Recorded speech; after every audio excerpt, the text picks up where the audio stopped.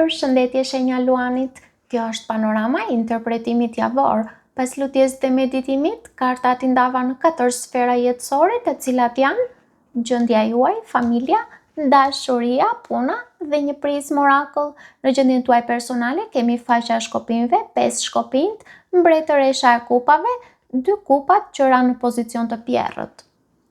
Kjo javë fillon me një lëvizje të brendshme.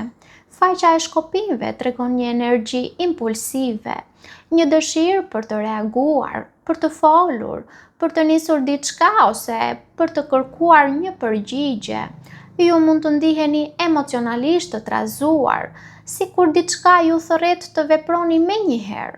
Ka padurim, kuriozitet, por edhe një lloj shkëndije emocionale. Menjëherë shfaqet karta me 5 shkopinjt dhe kjo tregon konflikt, jo domosdoshmërisht konflikt të hapur me të tjerët, sepse shpesh kjo kartë flet për përplasje mendimesh ose për përplasje dëshirash të papajtueshme. Ndoshta mund të ndiheni sikur një pjesë e juaj atë dëshiron afrim, ndërsa një pjesë tjetër kërkon distancë. Mund të keni ndjesinë se po luftoni për t'u kuptuar, ose se dikush nuk po ju jep qartësinë që prisni. Më pas, energjia zbutet me kartën mbretëresha e kupave. Mbretëresha e kupave tregon një periudhë ku emocionet dominojnë më shumë se logjika. Ju mund të dukeni të qetë nga jashtë, por brenda jush ka shumë mendime dhe intuit që ju udhëheqin. Kjo kartë flet për një natyrë të butë, për një natyrë empatike ndaj vetes ose ndaj të tjerëve, por edhe për dikë që mban gjendjen sentimentale në heshtje.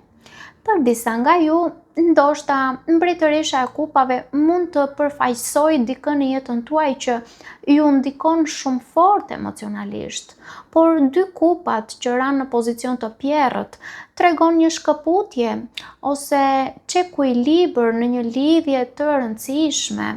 Kjo mund të jetë romantike, por jo vetëm. Mund të ndiheni sikur dikush nuk po ju takon emocionalisht aty ku ju po qëndroni. Ka një mos koordinim ndjenjash, sikur ka heshtje ose keq kuptim ose distancë emocionale. Në disa raste, kjo kartë flet për 2 njerëz që ndihen ende të lidhur me njëri tjetrin, por nuk po arrin të komunikojnë siç duhet. Kartat këshillojnë të mos kërkoni përgjigje të menjëhershme nga njerëzit. Kalojmë tek familja. Në familje kemi ylli, faqja e monedhave, 8 monedhat, 5 shpatat. Në familje, fillimisht duket një energji shprese dhe shërimi. Ylli është kartë bekimi, është kartë qetësie dhe rikuperimi. Ylli tregon se pavarësisht lodhjeve apo ftohjeve të mëparshme, ekziston ende mundësia për pajtim dhe mirëkuptim. Faqja e monedhave dhe 8 monedhat tregojnë përpjekje konkrete. Dikush në familje mund të përpiqet të përmirësojë marrëdhënien me ju, ose ju vetë mund të vendosni të jeni më të duruar dhe më praktik. Këto karta flasin për punë të vazhdueshme mbi lidhjet, për prova të vogla për kushtimi. Megjithatë, 5 shpatat tregon se ka ende tension të pasgjidhur. Mund të ketë fjalë që lëndojnë ose një person që përpiqet të fitojë debatet në vend që t'i kuptojë pse lindin debatet. Kjo kartë shpesh sjell lodhje mendore pas konflikteve. Kartat këshillojnë të mos përpiqeni të fitoni çdo debat. Në disa situata, paqja ka më shumë vlerë se sa të keni të drejtë. Unë do të thoja të zgjidhni se kujt ja vlen t'i shpjegoni zemrën tuaj dhe kujt jo. Në familje këtë javë kërkohet durim dhe komunikim më i butë. Kalojmë tek dashuria. Në dashuri kemi Forca, perandori, mbreti i kupave, magjistari. Dashuria duket si sfera më intensive e panoramës suaj, sepse ka shumë energji të fuqishme mashkullore këtu që nënkupton një dëshirë të fortë për të mbajtur situatën nën kontroll. Forca tregon se ndjenjat ekzistojnë, por po mbahen të frenuara. Po ta shihni me kujdes imazhin e kartës, shfaqet një femër këtu që po zbut luanin. Dhe kjo femër mund ta quani princesh, perandoresh, si të dëshironi. Pra kjo femër nuk përdor forcë brutale, por e zbut luanin me qetësi dhe kontroll të brendshëm. Pikërisht kjo është esenca e shenjës së luanit në nivel të lartë shpirtëror. Pra, jo dominim nga egoja, por zotërimi vetes.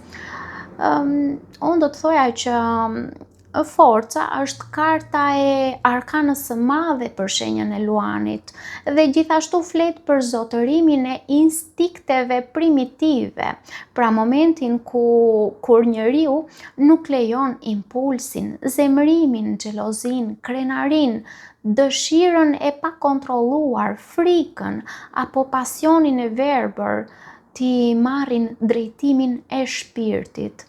Pra, dikush po përpiqet të kontrolloj emocionet e veta, ndoshta nga frika e dobësisë ose nga humbja e kontrollit e të tjera. Pra, kjo kartë nuk flet për mungesë ndjenjash, përkundrazi shpesh tregon ndjenja shumë të forta që nuk po shprehen lirshëm. Perandori flet për një figurë autoritare, një figurë krenare, një figurë kokfort që dëshiron stabilitet dhe kontroll mbi situatën. Perandori mund të duket emocionalisht i rezervuar sepse nuk i shfaq kurrë dobësitë e tij dhe ka të vështirë të tregojë cënueshmëri emocionale. Më pas shfaqet mbreti i kupave dhe këtu duket qartë se nën gjithë këtë kontroll dhe autoritet ka emocione, por me mbretin e kupave ato po menaxhohen me kujdes. Magjistari në fund është shumë interesant, sepse magjistari flet për komunikim, flet për iniciativë, por edhe për manipulim të energjisë, ose për manifestim. Kjo kartë shpesh sjell mesazhe, kontakte, rikthim, komunikimi ose përpjekje për të ndryshuar dinamikën mes dy njerëzve. Dikush mund të përpiqet të krijojë përsëri lidhje ose të ndikojë fuqishëm mbi situatën, por ka edhe një paralajmërim. Magjistari mund të tregojë dikë që di të përdor fjalët shumë mirë, pra është shumë i zoti apo e zonja në artikulim. Prandaj, juve ju duhet të shihni jo vetëm çfarë ju thuhet, por edhe çfarë veprohet realisht. Ose për disa nga ju mund të jeni ju që i zotëroni këto aftësi bindëse. Narrativa këtu e kësaj panorame mua më duket si historia e dy njerëzve që kanë shumë magnetizëm mes tyre, por njëri ose të dy po mbajnë emocionet nën kontroll. Ka tërheqje, respekt, dëshirë për afrim dhe potencial për komunikim, por krenaria dhe nevoja për kontroll mund të ngadalsoj procesin. Ose për disa nga ju ndoshta mund të ndikoheni nga modele apo ndikime atërore që ju bëjnë të rezervuar në shprehjen e ndjenjave, sepse shpesh perandori konsiderohet si arketipi i figurës atërore në tarot. Kartat këshillojnë të mos e përdorni heshtjen si armë dhe mos e përdorni krenarin si mburoj. Nëse dikush këtu dashuron vërtet, përse i martirizon ndjenjat? Kalojmë tek puna.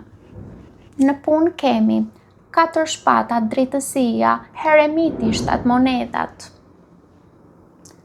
Në punë, energjia është shumë e ngadaltë dhe reflektuese. 4 shpata tregon lodhje ose nevojë për pauzë. Mund të ndiheni të tërhequr nga ambienti i punës ose sikur nuk keni energjinë për të luftuar për çdo gjë.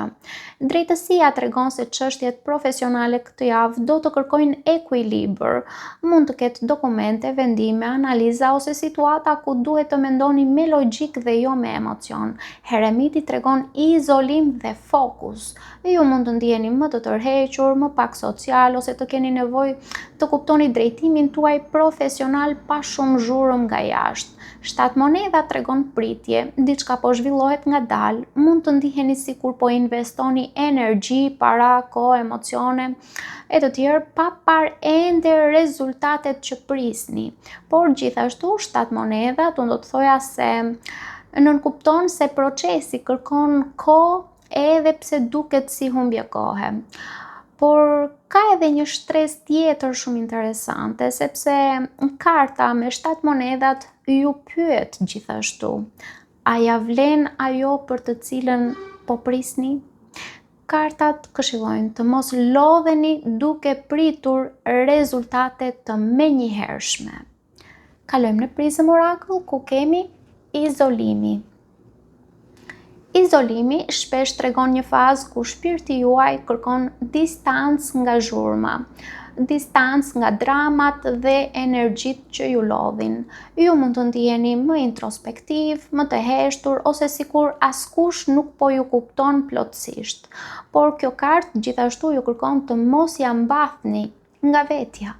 Paçim.